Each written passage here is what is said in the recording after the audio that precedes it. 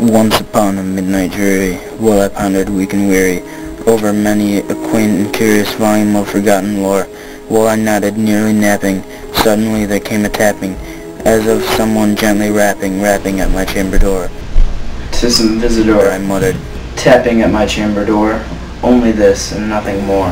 How distinctly I remember it was in the bleak December, and each separate dying ember wrought its ghost upon the floor.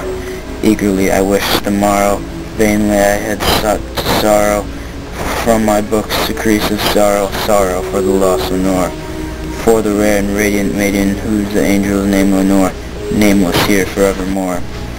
And the silken, sad, uncertain rustling of each purple curtain filled me with fantastic terrors never felt before, so that now, to still the beating of my heart, I stood repeating, "'Tis some visitor entreating entrance at my chamber door." Some late visitor entreating entrance at my chamber door. Only this, and nothing.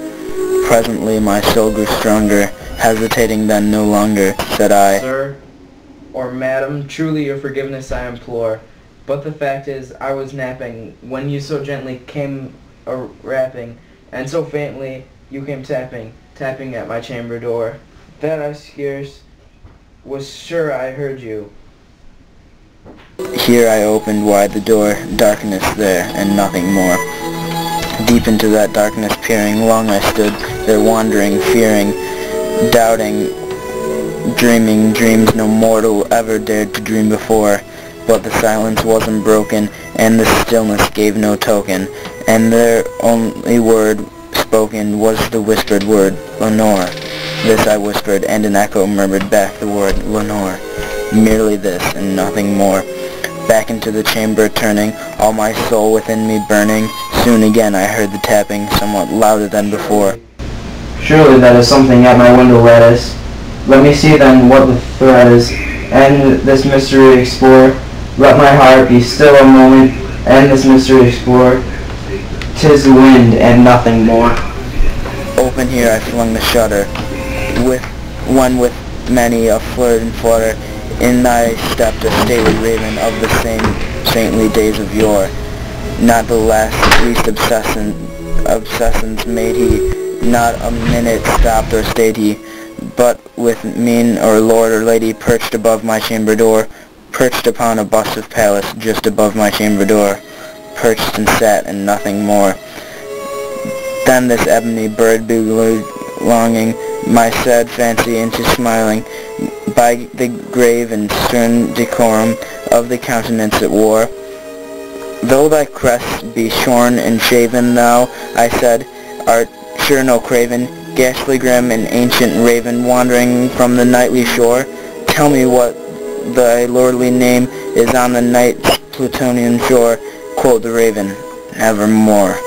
Much I marveled this unknowingly follow to hear discourse so plainly, though its answer little meaning, little relevancy bore, for we cannot help agreeing that no living human being ever yet was blessed with seeing bird above his chamber door, bird or beast upon the sculpted bust above his chamber door, with such name as Nevermore. But the raven sitting lonely on the placid bust spoke only that one word, as if his soul in that word he did outpour.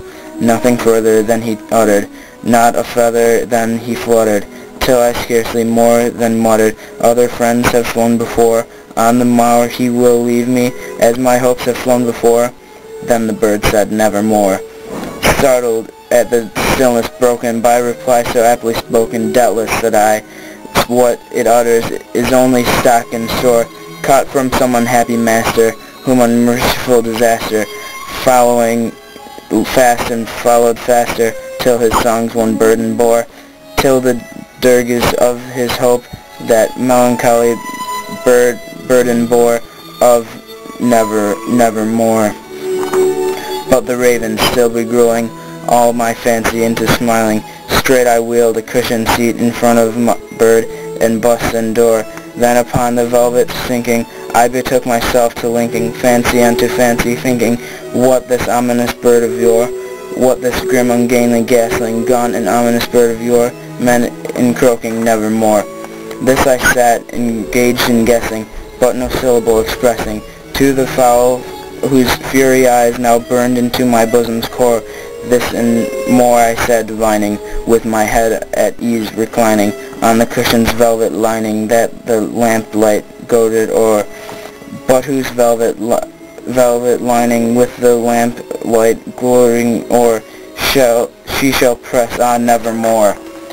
Then methought the air grew denser, perfumed from an unseen censer, swung by serpent whose footfalls tinkled on the triplet floor.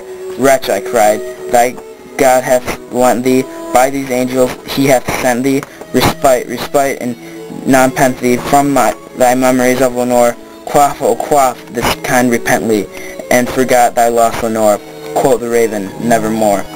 Prophet, said I, this thing of evil, prophet still, if bird or devil, whether tempter set or whether tempest toss thee here ashore, desolate yet all undaunted, on this desert land enchanted, of this home by horror haunted.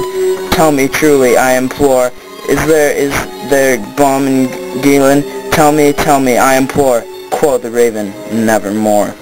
Prophet, said I, thing of evil, prophet still, if bird or devil, by the heaven that bends above us, by the God we both adore, tell this soul with sorrow laden, within the distant Aden, it shall clasp a saint maiden, whom the angels name Lenore.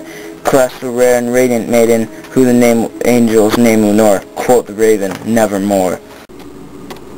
Be the word or sign of parting, bird or friend, I shrieked upstarting, get thee back into thy tempteds, and the night's Plutonian shore.